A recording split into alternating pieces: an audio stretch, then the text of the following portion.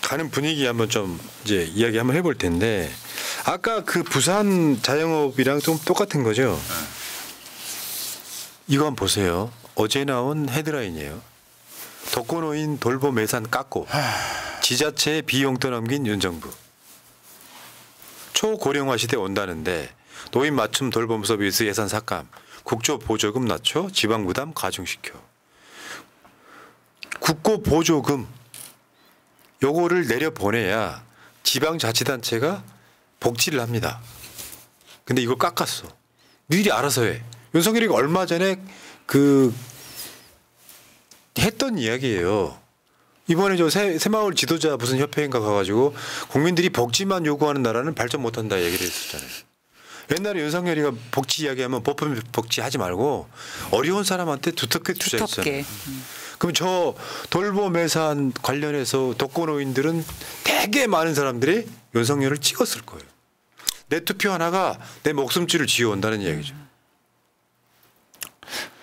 좀 예산이 모자르면은 좀 순방 예산 좀 줄여서 이런데 좀 배분하면 안 될까요? 아니 저는 뭐 그런 생각을 떠나서 그냥 정말 주둥이라도 좀 닥치고 있으면 되는데 선거 때 두텁게 뭐 하겠다, 뭐 다 해주겠다, 뭐 어떻게 하겠다라고 얘기해놓고는 전혀 하지 않는 저 무능함 때문에 국민들만 힘들어 나가는 게 저 열받는 거죠. 그러니까 윤석열이하고 만약에 내가 토론을 한다면 윤석열이는 내가 알고 있는 게 정반대로 알고 있을 가능성이 높아요. 보고만 받지 말고 그 보고가 잘못인지 아닌지를 평가할 능력이 돼야 대통령 자격이 있는 거예요. 이상한데? 지금 최근에 그런 거 하나 있잖아요. 물가 상승률 이야기. 물가 상승 전체를 보면 아마 트럼프가 집권했기 때문에 물가가 올라갈 겁니다. 그렇죠. 관세가 높아져서 수입 비용이 커지면 물건 가격이 올라갈 테니까. 그러면 한덕수가 왜 뭐 경제 폭락 가짜였습니다 했잖아요. 무슨 성장률이나 물가 상승률 관련해서. 근데 국민들은 내가 집에서 쓰고 있는 일반 공산품은 자주 사지 않아요. 집에 있는 가전제품은 몇 년에 한 번 살까 말까 해. 그렇죠. 내구재. 진짜 물가가 와닿는 거는 생활물가란 말이에요. 네, 신선식품, 채소 이런 것들이란 말이에요. 이거는 아직도 높아요. 그 참모나 장관들이 윤석열한테 물가 안정됐습니다라고 설명하면 이 새끼 대가리 속에는 물가 안정됐는데 저 새날 같은 그 유튜브 보면은 물가 올라간다고 썸네일 달때 이렇게 생각하는 그렇죠. 머리가 있다는 거예요. 왜냐면 물가가 팥값이 비싸? 그러면은 하나마트 가면은 그날 세일하게 만들어가지고 윤석열이 봤을 때는 진짜 875원이구나 하고 알게 되니까요. 합리적이구만. 네. 그러니까 이 상황에서 지금 초부자 감세로 촉발된 그리고 얘가 정치를 잘못해가지고 외교 잘못해가지고 수출이 줄어들면서 세금이 덜 거쳐서 세수가 지금 한 30조 또 덜 거쳤다는 거잖아요. 돈이 안 되니까 지방자치단체에 돈을 안 내려 보내고 야 니들이 알아서 해버린 거잖아요. 그 윤석열이가 엊그저께 했던 거 우리가 방송으로 설명해 드렸었죠. 지금은 지방정부가 중앙정부에 손벌리는 시대 지났대요. 국세를 90% 이상 걷어가는데 아유. 그 상황이 벌어졌고 근데 이자들은 주지 육림에 빠져 있단 말이에요. 감사원. 택시비만 5억을 넘게 썼다고. 씨발 진짜 내가 이것 보고 어제 김건희가 고속도로 인구보다 더 열받더라고. 감사원은 그런 공무원들의 비리를 잡아야 될 사람들이잖아. 얘네들은 택시비만 5억을 썼어. 저는 요거 관련해서 경험이 있어서 제가 경기도청에서 한 3년 정도 근무했는데 그 공공기관 공무원들이 실제로 감사원에서 감사를 오면 막 돈도 걷어서 주는 그런 의혹이 있고요. 이 감사원 직원들이 업체를 끼고 반대 공법이나 반대 상품을 사는 경우에 감사를 해서 막 이렇게 막 완전히 그냥 그 선정한 공무원을 조지는 그런 경우도 있다고 합니다. 네. 그러니까 호출 내역들에 보면은 골프 연습장, 필라테스 센터, 뭐 안마, 네? 아이씨, 마사지 없어. 요거를 얘네들이 지금 어떤 놈은 지방 출장할 때 택시비를 16만 원 썼대요. 사용한 내역 중에. 그러니까 택시 타고 지방 갔나요? 감사원이 열심히 일하면 상관이 없죠. 그렇죠. 업무적인 거면 상관이 없죠. 감사원은 윤석열이 정권 잡는데 결정적으로 작동한 새끼들이에요. 최재형, 최재해. 그 최재해가 지금도 감사원장이잖아요. 월성원전 관련해서 감사원으로 시작된 감사로 수사했지만 무혐의 나왔습니다. 대부분 다 무죄 나오지 않았나요? 그거 말고 방통위원장 쫓아낼 때도 감사원이 동원됐죠. 그 감사원이 유병호 등 해가지고 택시비만 5억을 써요. 그래놓고 지방 돈이 없어가지고 지자체에는 돈을 못 내는데 보내는. 그러니까 특수활동비나 뭐 저런 관련해가지고 지금 법사위가 감사원 거 다 삭감해야 돼요 또. 그렇죠. 이번에 저 법무부 장관하고 감사원장 특활비 삭감하다니까 지려가지고 한마디도 못하더만. 아이고 250만 원씩 검사들은 청계산 소고기집 가서 소고기 구워 먹는데 그건 삭감해야죠. 근데 오늘 그 국민의힘의 반응은 어땠느냐면 실제로는 국민의힘 입장에서 지지고 볶고 하다 보니까 한동훈이가 뭐 최고위원회의에서 뭐 대국민 사과해라 뭐 어쩌고저쩌고 막 이야기를 하니까 추경호가 그날 득달같이 들어가 가지고 기자회견 하십시오 해갖고 했다는 이야기가 있지 않습니까? 근데 오늘 윤석열의 기자회견을 보면서 친한계는 어떻게 받아들였을까? 양이 안 차죠. 뭘 잘못했는지 모르겠지만 사과하라니까 사과해. 우리 집사람은 순진해. 난 명태균과 관련이 없어. 난 공천 개입하지 않았어. 뭐 이런 이야기잖아요. 결국에는 똑같습니다. 국민의힘이 이걸로 또 찢어지기 시작하는 거. 내용이 구체성이 떨어진다는 친한계의 반응. 친윤들은 윤석열이가 방구를 끼워도 구수합니다라고 할 놈들이니까 빼고요. 뭐가 변화의 신호탄입니까? 아이고 진짜 아무 말 대잔치네. 변화. 저 변이 똥이란 소리예요.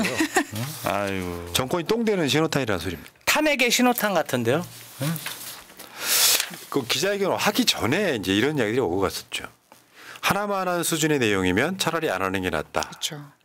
어제 나온 이야기예요. 조중동이 걱정했던 가장 큰 부분이 바로 저런 거죠. 윤석열 납득할 만한 구체적인 대책 내놔야. 그게 바로 특검 받는 건데. 윤석열이가 기자회견하고 나서 사실은 여론은 서너 시간 안에 결정돼 버려요.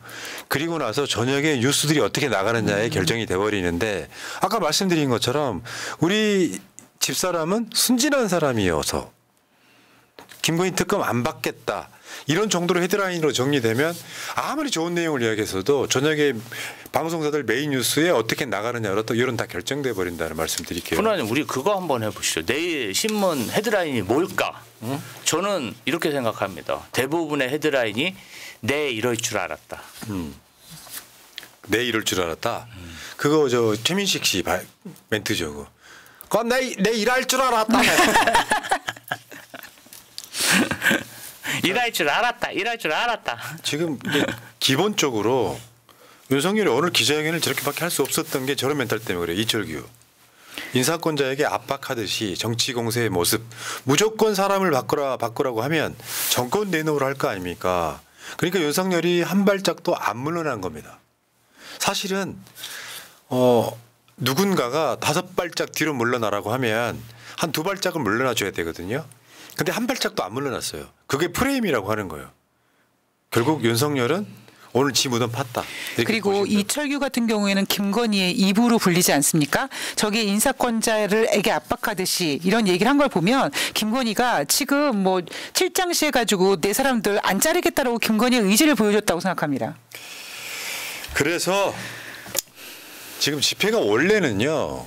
원래 민주노총 등 이제 시민단체들 합쳐가지고 이번 주 토요일 날 집회를 민주당도 합류를 하는 걸로 결정이 나는 듯 했어요. 그래서 어제까지는 그렇게 설명을 드렸는데 이번 주는 민주당이 단독으로 합니다. 그런데 다음 주 그러니까 30만 모였었잖아요. 지난주에. 이번 주에 집회 맥이 끊기는데 시민단체나 민주노총 해가지고 그 집회에도 비슷하게 모일 가능성이 높아. 근데 민주당이 동시다발적으로 하는 행사가 된 거죠. 그 행사는 따로. 촛불행동 집회 따로. 집회가 동시다발적으로 이루어지는 건데 어제 제가 봤던 뉴스는 뭐냐면은 다음 주예요. 다음 주. 다음 주는 민주당과 조국혁신당이 연합 집회를 연다는 겁니다. 11월 16일입니다. 저도 그렇게 봤습니다. 그러니까 연합 집회라는 게 여러분들 그 신나지 않겠어요? 왜냐하면 뭐 조국 혁신당하고 민주당하고 갈라치기를 하는 일부 사람들이 있긴 합니다만 절대 다수 90% 이상의 사람들은 두 당 합쳐서 싸우라는 거잖아요. 총선이 민의기도 하고. 근데 예를 들어서 사람들 뭐 몇십만 모여 있는데 이재명 대표하고 조국 대표가 둘이 같이 올라가서 손 흔드는 것도 굉장히 좀 꿀잼일 것 같고요. 그렇죠. 항공모함과 세빙선이 같은 바다에 떠서 한 곳을 바라보면서 움직이는 거죠. 저번에 총선 때 같이 뽑혔던 분들, 뭐 기본소득당이나 사회민주당이나 진보당이나 이런 분들도 같이 합류할 가능성이 높은 이 시각 현재까지 어떻게 결정됐는지 모르겠지만 일단은 다음 주 토요일은 이번 주 말고요. 다음 주 토요일은 민주당 조국 혁신당은 연합 집회를 하는 거고 이번 주는 민주당 집회가 단독으로 있다. 11월 9일입니다. 그러니까 여러분들 그 촛불행동 집회하는 그 자리예요. 그 자리. 그리고 결국은 그런 거죠. 모든 본질은 같은 것이고요. 다음에 시국선언 이야기 잠깐만 해보겠습니다. 시국선언이 이렇게 되면은 가속도가 붙었어요. 처음에는 한두 군데가 하루에 하나 둘 나올까 말까 하잖아요. 아마 이번 주말이나 다음 주 지나고 나면 안 한 대학들이 이상해질 그렇죠. 가능성이 높습니다. 그러니까 시국선언한 대학 교수들의 인터뷰를 보면 이런 이야기를 하더라고요. 참다가 더 이상은 안 되겠다고 해서 이제는 일어난다라는 이야기를 하더라고요. 그러니까 그게 정말 지식인들, 그 교수들의 모든 똑같은 생각이라고 저는 생각하고요. 시간이 지나가면 정말 푸나님 말씀대로 시국선언 안 한 교수들이 이상한 거죠. 자, 민교육 교수들 윤석열 퇴진 성명 이 내용들을 보면요. 민주주의 파괴자 윤석열 물러나라. 국민적 공분 임계점에 도달했다. 시민 불복종 증명할 것이다. 윤석열의 퇴진을 강력히 요구한다. 무너지는 민주주의에 통탄한다. 인천대 교수분들의 시국선언에는 이런 얘기도 있어요. 김건희가 대한암협회 명예회장? 국민이 웃음냐? 네, 이력이 있습니다. 어퍼컷 맞고 끌러 내려오기 전에 결단해라. 뭐 이제 국민이 나서야 된다. 이런 메시지들이 세요. 그러니까 국정 기조를 바꿔야 됩니다가 아니에요. 아니죠. 저번에 그 일부 대학 교수님들 시국 성명에는 국정 기조 바꾸세요 정도였거든요. 지금은 내려와라예요. 내려와야죠. 그런 녹취까지 풀렸는데 어떻게 대통령직을 유지합니까? 무슨 영이 서겠어요. 자, 여러분 주말 집회 시간이 좀 늦기는 합니다. 아마 장소 문제가 있을 거예요. 그러니까 아마 저 서울시청역 8번 출구면은 여러분들이 그 집회 한 번이라도 나가 보셨으면 아실 거예요. 그 즈음에서 집회를 할 텐데 모르겠습니다. 조만간 이제 우리가 안전하게 집회할 수 있는 장소를 하나 찾아야 되지 않을까. 너무 좁습니다. 너무 좁아요. 네. 대형 사고 나게 생겼는데 서울역 집회도 역대급 그림이 나왔었죠. 지금 저렇게 보시면은. 저게 예를 들면 전차선이면 한 장면으로 확 보일 수 있는데 길게 늘어지다 보니까 실질적으로 참여하신 분들은 너무나 많은 분들이 오셨다라고 느끼시겠지만 화면으로 보는 분들은 그게 차지 않으니까. 저걸 노렸을 수도 있어요. 그렇죠. 한 화면에 차지 않게끔 하기 위해서. 애게 조갔어 이렇게 하게끔. 자, 그리고 윤석열은 오늘 기자회견으로 지지율 30%까지 올린다는 목표였다고 하죠. 오늘. 그러니까 제가 최근에 선호하지 않는 여론조사 중에 하나입니다. 전국 지표조사라고 부르는 NBS. 그러니까 우리나라의 전통적인 전화 면접 주로 하는 여론조사 기관들이 있어요. 코리아 리서치, 한국 리서치 이런 데 있잖아요. 이런 사람들이 돈 좀 적게 쓰려고 자체 조사를 하는데 4개 회사가 2개씩 나눠가지고 2주에 한 번씩 가니까 사실은 한 회사는 한 달에 한 번 정도 하는 전화 면접 조사인데 NBS가 갤럽을 못 따라갑니다. 속도가. 그러니까 갤럽이 19% 나오면 한 1주나 2주 있다가 MBS가 따라가는 그 형국이에요.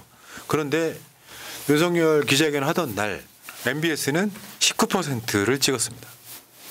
윤석열 지지율이. 이것도 MBS 사상 최저치입니다. 근데 이 핵심은 아까 보여드린 것처럼 보수, 영남, 고령은 모두 외면했다. 저 지지율이 나오려면 고령자들, 보수 인사들, 보수 지지자들 그리고 TK, PK 이런 사람들이 지지하지 않으니까 저 결과가 나오는 거거든요. 그래프가 아름답습니다. 저건 무슨 사람 같지 않아요? 쩍벌. 윤석열이 진짜 딱 이렇게 돼 있지 않아요? 네. 야, MBC 여론조사는 이제 전화 면접 중에서는 상당히 보수적 느낌이 강한 돈이 좀 들어가죠. 기계 돌리는 것보다. 그렇죠. 그럼에도 불구하고 이미 꽃 같은 경우에는 윤석열 지지율 벌써 몇 주 전에 19% 찍지 않았습니까? 그런데 우리가 약간 기준으로 생각하고 있는 게 갤럽이기 때문에 네. 저는 왜 윤석열이 오늘 굳이 기자회견을 했느냐. 오늘 내가 기자회견을 하고 갤럽 여론조사가 만약에 반등으로 나오면 우리 순진한 김건희 여사와 순방을 즐거운 마음으로 갈 수 있구나 이런 생각을 해서 오늘 기자회견을 굳이 앞당긴 게 아닌가 싶습니다. 내가 봤을 때 대통령실 애들이 무식해요. 여론조사라고 하는 게 보통 이틀 한다고 말씀드렸죠. 네. 그러면 첫날 대부분 채워요. 안 채워진 걸 그 다음날 메꾸는 거죠. 2일 차에 하는 거예요. 권력자가 오다를 내리니까 다른 쓸뿐이 없었겠죠. 그래서 내일 갤럽 여론조사는 윤석열 기자회견이 사실상 조금 반영된 여론조사일 가능성이 높고 내일 나오는 갤럽 여론조사는 윤석열 기자회견이 안 된 상태의 여론일 가능성이 매우 높습니다. 그러니까 이제 갤럽만 쳐다보는 형국이 됐는데 야 기자회견 했더니 만약에 오를 수도 있는 거예요. 만약은 모르니까 한 21% 그러면 다시 20% 해볼 이제 찌라시 언론들은 이제 윤석열 기자회견 했더니 지지율 급등 이렇게 쓰겠지. 급등이요? 2% 올랐는데? 얘네 그렇게 쓰잖아. 네. 윤석열이 3% 하락하면은 미세 하락. 그리고 2% 오르면 급등이라고 급등. 쓰니까. 추세 전환 이러는 거 아니야? 근데 이게 쉽지가 않은 게 진보 쪽 아젠다만 갖고 뛰면 여론조사에 크게 반향을 못 미칩니다. 아까 제가 SBS 단독도 보여드렸잖아요. 명태균 게이트 지난주까지만 해도 SBS는 한 꼭지 쓸까 말까 했다고요. 그렇죠. SBS 메인 뉴스에 우크라이나 전쟁 관련한 것만 7, 8꼭지 때렸던 거예요. 지금 여러분 보십시오. 최근 뉴스 우크라이나 뉴스 나옵니까? 그러니까 무슨 전쟁이라도 날 것처럼 KBS, YTN, SBS, 종편 이런 애들이 우크라이나를 막 때려요. 그래도 국민들은 관심이 없어요. 그리고 윤석열 명태균 게이트에만 집중을 하는 거죠.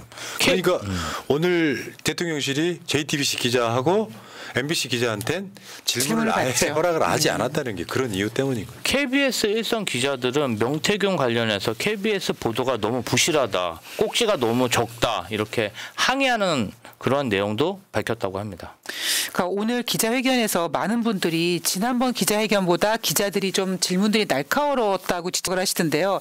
저는 그렇게 생각하지 않습니다. 왜냐하면 이번 같은 경우에는 윤석열이 직접 자기 목소리가 나왔는데도 불구하고 뭉뚱그려서 나는 죄가 없다라고 얘기하면 다른 기자라도 아니 이런 대화의 녹취가 나오지 않았습니까? 정확한 팩트 체크를 하면서 해야 되는데 그게 안 되다 보니까 저는 오늘 기자회견에서 가장 분노했던 부분이 뭐냐면 지난번에 김건희가 도이치모터스 주가 조작으로 인해서 그 검찰을 갖다가 불러들여가지고 신분증도 빼들고 조사받았다고 했을 때 무슨 녹취를 봤을 때 제가 그런 이야기를 했었었나요? 라면서 마치 기억상실증에 걸린 백침이 가득한 여자로 묘사가 됐거든요. 오늘 김건희가 내가 그때 명태균이랑 통화한 거는 뭐 고생했다고 한마디 한 것 같고 기억은 없지만 했다면이라는 정말 엄청난 쓸데없는 거짓말을 하고 있습니다. 만약에 그렇다면은 내가 만약에 사람을 죽이고 경찰이 있는 검찰에 불려가서 뭐라고 하면 나는 기억이 없습니다. 그럼 저는 무죄가 됩니까? 말도 안 되는 소리죠. 그렇죠. 그러니까 이게 있다니까요. 어떤 세상살이에 있어갖고 이 정도는 해야 되는데 왜 과외시켜주고 뭐 별걸 다 해가지고 애한테 성적을 이만큼 올려라라고 할 수 있잖아요. 보통 그런 기대치가 있잖아요. 근데 얘는 원래 꼴찌였어. 그러니까 1등도 10등까지 있다고 쳐. 10등 얘한테 야 정신 차리고 안 그러면 그냥 이제 학교 안 보낸다. 그리고 10등이니까 한 8등까지만 올려봐 했는데 똑같은 거예요. 10등인 거예요. 그러면 이제 계속 최후 통첩을 했기 때문에 지금은 학교를 보내지 말아야죠. 그거는 아주 유사한 상황이다. 그렇죠. 이렇게 보면 되고 여러분들이 분노는 지금 주말 집회로 연결돼야 될 것 같습니다. 주말 집회에 많은 분들 나와주시고 아직도 이재명 대표 무죄 판결 촉구 탄원서 안 쓰신 분들은 채팅창 상단에 저거 누르고 들어가셔가지고 이름, 사는 지역, 전화번호만 써주시기 바라겠습니다. 그 전화번호에 대해서 약간 좀 부담을 느끼시는 분들이 계신데요. 전혀 부담 느끼실 필요 없습니다. 그러니까 저 같은 경우 카톡을 통해서 지인들한테 많이 막 보내는데 예전에 이런 거 보내면은 좀 무시하시던 분들이 나는 했어. 나 이제 더 못 보겠다라고 하시는 분들이 많으시더라고요. 많이 전파 부탁드립니다. 여러분 중복을 하시면 안 됩니다. 네. 한 번만. 뭐 법적으로 처벌받는 건 아니지만 그럼 가짜가 돼버리는 거예요. 어저께 어떤 분이 중복 소명 가능 그래갖고 저거 문제가 될 수 있죠. 스파인가? 그렇죠.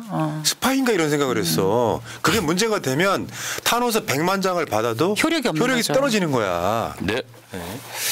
자, 두 분 고생하셨고요. 네. 다음 주에 봬요. 고맙습니다. 네, 감사합니다.